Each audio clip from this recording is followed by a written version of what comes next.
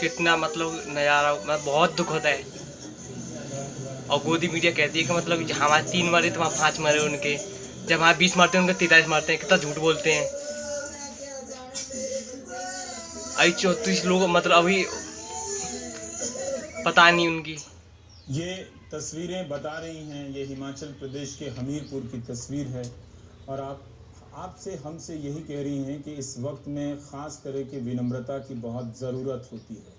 लेकिन न्यूज़ चैनलों ने पिछले कुछ वर्षों में ये कायदा तोड़ दिया। शोक के वक्त में भी हमारी भाषाएं इतनी नाटकीय हो जाती हैं, इतने झूठ मूठ के आक्रामक हो जाती हैं और कई बार वो जनता की बात करने के बजाय वो सरकार का बचाव करने लग जाती हैं और सरकार की तरफ उठते हुए सवालों को रोकने में लग जाते हैं न्यूज़ एंकर। उन्होंने जिस तरह से इस वक्त के का कायदा तोड़ा है वो बहुत ही दुर्भाग्यपूर्ण है। सिर्फ इसका ही कायदा नहीं तोड़ा है, बल्कि ऐसे वक्त में रणनीति को समझने की जो ज़रूरत होती है, जिन शब्दों की या जिन वाक्यों की, उसे भी ध्वस्त कर दिया है। और इसीलिए आप देखेंगे कि आज के न्यूज़ चैनल जो पाकिस्तान के समय ख़ास तरीके से आक्रामक हुआ करते थे, अब वो अभिनय कर रहे हैं आक्रामक होने का, उनसे हुआ नहीं जा रहा है। ये तरीका ठीक नहीं था। हमने ज़रूर हेमराज, शहीद हेमराज के बाद से इस पब्लिक में इस गुस्से को इस तरह से तोड़ा है, लेकिन इससे हम कुछ खास हासिल नहीं कर सके हैं। राजीव रंजन हमारे साथ हैं, हम उनसे यही जानना चाहेंगे कि राजीव की पत्थर से लड़ाई हुई है, नुकीले हथियार से लड़ाई हुई है, किसी ने किसी अखबार में लिखा है कि मध्यकालीन शैली से के तौर तरीकों से लड़ाई हुई है। वैसे मध्यकाल में काफ़ी विकसित हो गया था युद्ध का तरीका, लेकिन तब भी वो पाषाण काल में पत्थरों का इस्तेमाल होता होगा, लेकिन तब भी हम जानना चाहते हैं कि क्या हुआ है। पीएम मोदी बताएं देशों क्या हुआ। संप्रभुता अखंडता की रक्षा करेंगे कब? बात सही है, जो लड़ाई हुई है वो बिल्कुल उस जमाने में लड़ाई हुई है जिसको आप कह सकते हैं कि पत्थर युग, जिसको आप कह सकते हैं आसानी से अगर कहें। भारत और चीन के बीच में जो पेट्रोलिंग होती है, जो बातचीत होती है, उसमें साफ तौर पर जो 1996 का जो एक्ट है उसमें प्रावधान है कि कोई भी पक्ष जो है हथियार लेकर नहीं जाएगा। कम से कम भारतीय पक्ष का ये कहना है कि हम उसका फॉलो करते हैं। जो 15 जून की जो बात है, जो हमें जानकारी लगी, उसके मुताबिक जो है भारतीय पक्ष के जो कर्नल है 16 बिहार के सीओ है कर्नल संतोष बाबू, उनको किसी तरह बचा के लेके आया जाता है, लेकिन वो घायल हो जाते हैं, अस्पताल ले जाया जाता है तो उनकी मौत हो जाती है। उसके बाद भारतीय पक्ष के भी लोग जाते हैं और दोनों पक्षों के बीच में अगर कहें तो शाम में पत्थरबाजी होती है और वो जो इलाका है पूरे रात, ये मतलब देर रात तक ये चलता रहता है। आपको बता दें कि जो पहाड़ जो है काफ़ी तीखे थे वहाँ पर, और जो वहाँ फिसलन की वजह से कई सारे जवान जो है नदी में गिर गए, क्योंकि तापमान जो था 0 से नीचे था। कई जवानों को हाइपोथर्मिया हो गया और कई जवान जो ठंड की वजह से जो कह सकते हैं उनकी मौत हो गई।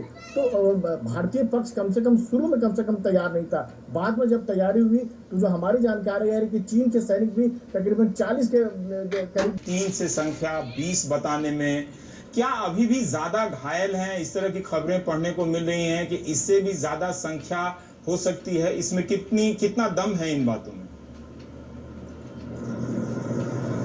देखिए, इसमें काफी हद तक दम है, क्योंकि सरकार अगर चीन की जब भी बात होती है तो बहुत सोच समझ के बोलती है। खिलाफ अगर बात करें तो बहुत ज्यादा कड़े लफ्ज का भी इस्तेमाल नहीं होता है, जिस तरह से पाकिस्तान को लेकर कहा जाता है कि हम पाकिस्तान को सबक सिखा देंगे। हालांकि प्रधानमंत्री ने जरूर कहा है कि जवानों के जो बलिदान जो वो व्यर्थ नहीं जाएगा, लेकिन जिस तरह से पाकिस्तान के खिलाफ भाषा का इस्तेमाल करते हैं, कम से कम चीन के खिलाफ नहीं करते। और जिस तरह की हरकत की है, सही कहा सर आपने। और 20 सैनिकों जो हमने जान गए, कम से कम एक जगह पर जो पाकिस्तान के जो सीमा है वहां भी इस तरह की जान नहीं जाती है। तो एक बहुत सोचना पड़ेगा कि जो हमारी जो रणनीति है कहीं न कहीं कुछ फेल हुई, जिस वजह से हम उनकी जो चीन की जो नीयत थी उस आशंका को भाप नहीं पाए, जिस पर एक कह सकते हैं विवेचना करने की जरूरत है। बहुत बहुत आपने काफ़ी एक चीज़ राजीव के विश्लेषण और विवरण के संदर्भ में मैं कहना चाहता हूं कि आजकल के न्यूज़ चैनल में होने के लिए जिस योग्यता की ज़रूरत होती है वो राजीव में नहीं है। वो योग्यता है चीखने की, चिल्लाने की, नौटंकी करने की, तो वो राजीव को नहीं आता। पुराने अनुभवी पत्रकार हैं, इसलिए बहुत सोच समझ के शब्दों का चयन करते हैं। और इन्होंने बड़े कायदे की एक बात कही है कि चीन के मामले में सरकार बहुत सोच समझ कर बोलती है, इतना सोच समझने लगती है कि बोल ही नहीं पाती है। ये राजीव जैसे पत्रकार, जो पुरानी पीढ़ी के पत्रकार हैं, उनके बोलने लिखने की अपनी शैली है कि बात कह भी दी गई और बता भी दिया गया कि जो क्या क्या नहीं कहा जा रहा है, बताने के क्रम में भी। तो हम चलते हैं फिर पंजाब, यहाँ के गुरदासपुर के एक जवान कि जब उद्योगपतियों के लाखों करोड़ रुपए बैंकों के माफ किए जाते हैं तो अंग्रेजी मीडिया काफी हंगामा करता है, चुप हो जाता है, सॉरी। लेकिन जब किसानों को 2 रुपए देने जाती है सरकार, तो हंगामा होने लगता है कि अर्थव्यवस्था गलत रास्ते पर जा रही है।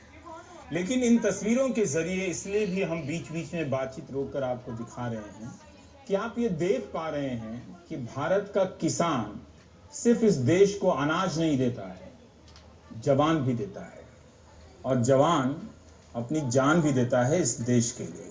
सौरभ से हमारा फिर से संपर्क हो गया है, वो बड़ा ही दुरूह इलाका है। अभी उनके पार्थिव शरीर को उनके गांव तक पहुंचा दिया गया और एयरलिफ्ट कर दिया गया है, लेकिन जो बाकी 17 जवान हैं, देखिए समझना पड़ेगा कि सिविल हॉस्पिटल है और इनका पोस्टमार्टम यहाँ होता है।